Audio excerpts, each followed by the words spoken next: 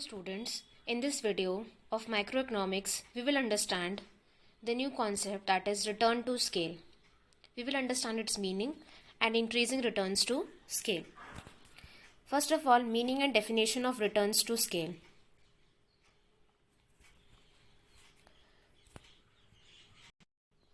If all the factors of production are increased in same proportion and as a result there is a change in output, it is called returns to scale.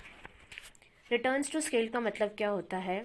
जब हम सभी factors of production को increase करते हैं same proportion में, उसके कारण जो आउटपुट में चेंज आता है उसे हम क्या बोलते हैं? Returns to scale. Okay, next. अभी हमें दो वर्ड्स को अंडरस्टैंड करने की ज़रूरत है, वो है प्रपोर्शन और स्केल. ठीक है, proportion the combination of fix factors with complement variable factors is called proportion. Proportion का मतलब कॉम्बिनेशन किसका? फिक्स फैक्टर्स का और वेरिएबल फैक्टर्स का, उसे हम बोलते हैं प्रपोर्शन.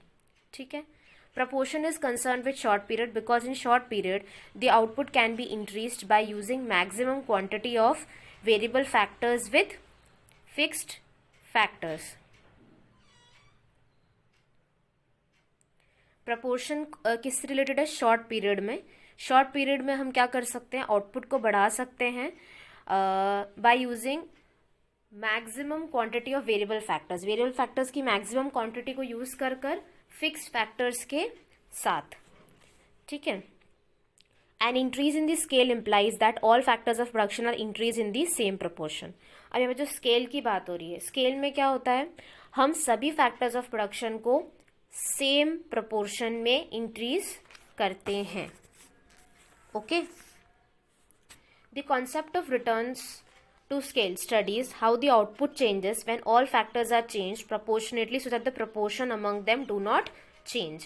मतलब सभी फैक्टर्स को चेंज करना और फिर अल्टीमेटली सभी फैक्टर्स को चेंज करने के कारण आउटपुट में क्या चेंज आ रहा है, वो क्या होता है? Returns to scale.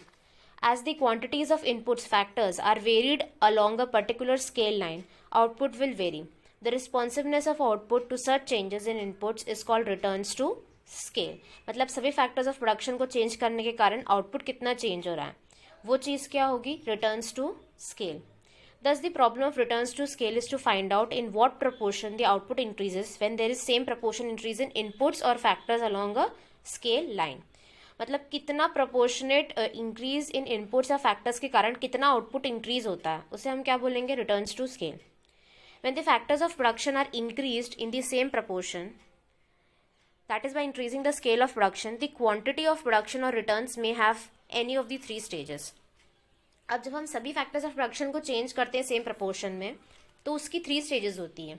ठीक है, थ्री स्टेजेस में फर्स्ट स्टेज क्या है? Increasing returns to scale. Second stage क्या है?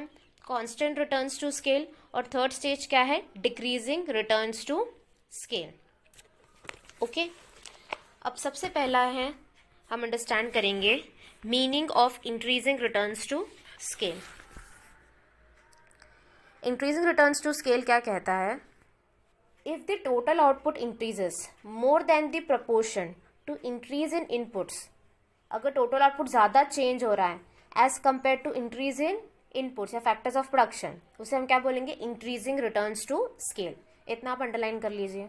अब इसका एग्जाम्पल कहता है, अगर हम इनपुट्स को इंक्रीज करें 10% से, लेकिन आउटपुट मोर देन 10% से इंक्रीज हो रहा है, तो ये कौन सी स्टेज है? इंक्रीजिंग रिटर्न्स टू स्केल की स्टेज है. ठीक है, we obtain increasing returns to scale when a given percentage increase in all inputs leads to higher percentage increase in total output. Increasing returns में क्या होता है? जितना परसेंटेज हम इनपुट में इंक्रीज कर रहे हैं उससे कहीं ज़्यादा परसेंटेज इंक्रीज हो रहा है आउटपुट में. ठीक है, अब causes of increasing returns to stage. किन कॉजेस के कारण इंक्रीजिंग रिटर्न्स टू स्केल होता है? सबसे पहला, dimensional economies. Dimensional economies arise when the size of capital goods is enlarge to increase production. जब हम कैपिटल गुड्स को बढ़ा देते हैं या उनकी साइज को बढ़ा देते हैं प्रोडक्शन को इंक्रीज करने के लिए, तब. ठीक है, डायमेंशनल इकोनॉमीज मतलब चीज़ें सस्ती हो जाती हैं, उनकी कॉस्ट कम हो जाती है जब हम कैपिटल गुड्स, सपोज मशीन और इन सब की प्रोडक्शन कैपेसिटी को बढ़ाते हैं. The production from an enlarged capital good increases in greater proportion than the increase in cost. अब जब प्रोडक्शन होता है बड़े कैपिटल गुड से, बड़ी मशीन से, उससे क्या होता है, इंक्रीजेस द ग्रेटर प्रोपोर्शन, मतलब जो प्रोडक्शन होता है वो इतना ज़्यादा होता है कॉस्ट के कंपैरिजन में, जितनी कॉस्ट बढ़ती है उससे ग्रेटर प्रोपोर्शन में हमारा क्या होता है, प्रोडक्शन बढ़ता है। ठीक है, फॉर एग्जाम्पल, इसका एग्जाम्पल दे रखा है, if the diameter of an oil pipe is doubled, अगर एक ऑयल पाइप का डायमीटर को डबल कर दिया, the flow of oil through the enlarge diameter will be more than doubled. अब जितने फ्लो से जो ऑयल फ्लो कर रहा है वो उसका डायमीटर क्या हो जाएगा, double. In other words the capacity of output increases more than the proportion to increase of investment in the capital asset. मतलब जो हमारी कैपेसिटी आउटपुट की वो ज़्यादा बढ़ गई है एज कम्पेयर टू जो हमने इन्वेस्टमेंट करा है कैपिटल असेट में वो। तो ये क्या है, डायमेंशनल इकोनॉमीज। डायमेंशनल इकोनॉमीज का मतलब क्या है, जो हमारी कैपिटल गुड की कैपेसिटी को बढ़ाने की कॉस्ट होती है उससे कहीं ज़्यादा हमारा प्रोडक्शन हो जाता है, इसलिए हमें इंक्रीजिंग रिटर्न्स टू स्केल मिलता है। Next, economies flowing from indivisibly. By indivisibly we mean that the capital equipment is available only minimum size or in certain ranges of sizes. इंडिविजिबिलिटी मतलब कैपिटल इक्विपमेंट अवेलेबल है कुछ ही minimum size में या फिर उसकी कुछ रेंज है साइजेस की, है ना। इसका एग्जांपल कैसे है, एक शू making machine available in minimum size, मतलब जो शू मेकिंग मशीन है वो मिनिमम साइज उसकी कितनी है कि वो 10,000 pair of shoes per month produce कर सकती है। ठीक है, if this machine is used for producing 5,000 pair of shoes in a month, then the cost of producing a pair of shoes will be higher. अगर हम ये 10,000 रुपये वाली मशीन को 5,000 पेयर ऑफ शूज़ के लिए यूज़ कर रहे हैं, तो जो कॉस्ट है एक पेयर ऑफ शू को मैन्युफैक्चर करने के लिए वो क्या है, ज़्यादा है, क्योंकि fixed cost of the machine will spread over 5,000 pairs. क्योंकि जो फिक्स्ड कॉस्ट है वो किस में स्प्रेड होगी, 5,000 पेयर में स्प्रेड होगी। अगर इस मशीन को हम यूज़ करें 10,000 पेयर ऑफ शूज़ के लिए प्रोड्यूस करने के लिए, तो जो फिक्स्ड कॉस्ट है मशीन की वो स्प्रेड हो जाएगी 10,000 पेयर ऑफ शूज़ में, तो पर यूनिट कॉस्ट क्या हो जाएगी, कम हो जाएगी।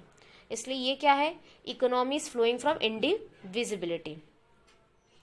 ठीक है, अब नेक्स्ट है इकोनॉमीज ऑफ स्पेशलाइजेशन।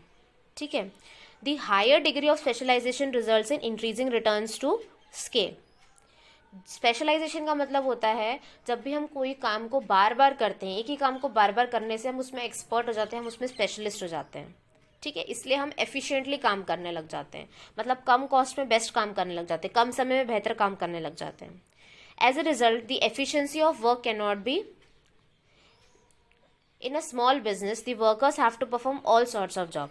अगर बिजनेस स्मॉल है तो वर्कर को सभी तरह का काम करना है, इसके कारण क्या होता है, एफिशिएंसी नहीं हो पाती है, the efficiency of work can not be high. ठीक है, if the size of the business expands each worker can be put in relatively specialised job. अगर बिजनेस का साइज बढ़ जाता है तो एक वर्कर को एक ही तरह का काम दिया जाता है जिसमें वो स्पेशलिस्ट है, जिस काम को वो अच्छे से कर सकता है। As a result the output per worker tends to increase, इसलिए आउटपुट जो होता है पर वर्कर का वो बढ़ जाता है। ठीक है, छोटी ऑर्गेनाइजेशन में एक ही एम्प्लॉय सारे तरह के काम कर रहा है तो उसकी एफिशिएंसी नहीं बढ़ पाती है। बड़ी ऑर्गेनाइजेशन में एक एम्प्लॉई जो है वो एक ही तरह का काम कर रहा है तो उस एक ही काम को करने में क्या हो जाएगा, स्पेशलिस्ट हो जाएगा। ठीक है, इससे आउटपुट भी बढ़ जाएगा और एफिशिएंसी भी बढ़ जाएगी। Similarly specialisation in managerial activity also helps to lower down the cost. Specialisation managerial activity से कॉस्ट भी क्या होती है, कम होती है। Marketing economies, a large firm is able to buy the raw materials and sell its finished goods more cheaply in comparison to smaller firms. अब जो बड़ी फर्म्स होती हैं वो आसानी से रॉ मटेरियल खरीद सकती कम दाम में और उसे आसानी से बेच भी सकती है in comparison to smaller firms.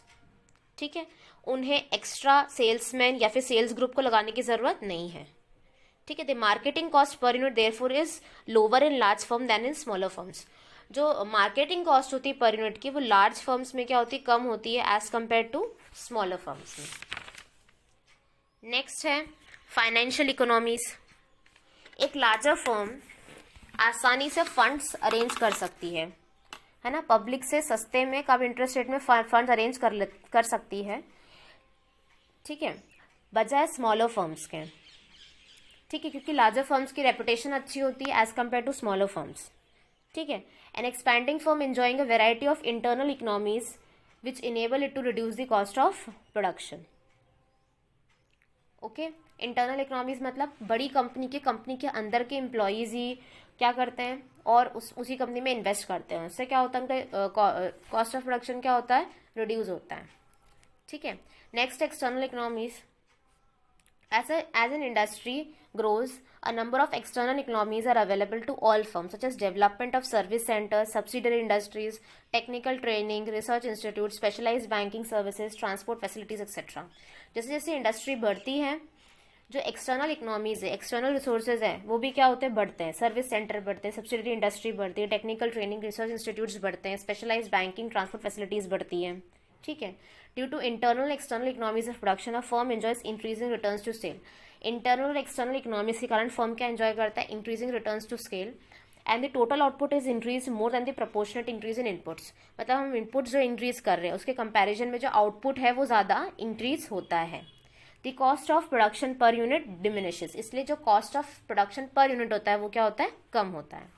I hope that through this video you have understood the meaning of returns to scale and the increasing returns to scale and the causes of increasing returns to scale. Thank you.